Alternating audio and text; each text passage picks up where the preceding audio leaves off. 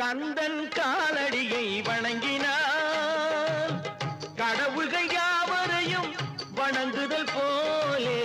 கந்தன் காலடியை வணங்கினான் கடவுள்கள் யாவரையும் வணங்குதல் போலே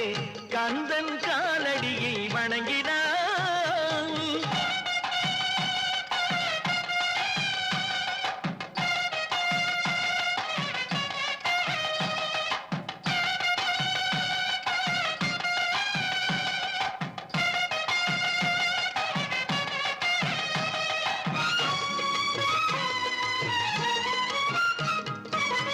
தந்தை பரமனுக்கு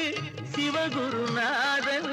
தாயார் பார்வதியின் சக்திதானே வேலன் சிவசக்திதானே வேலன் தந்தை பரமனுக்கு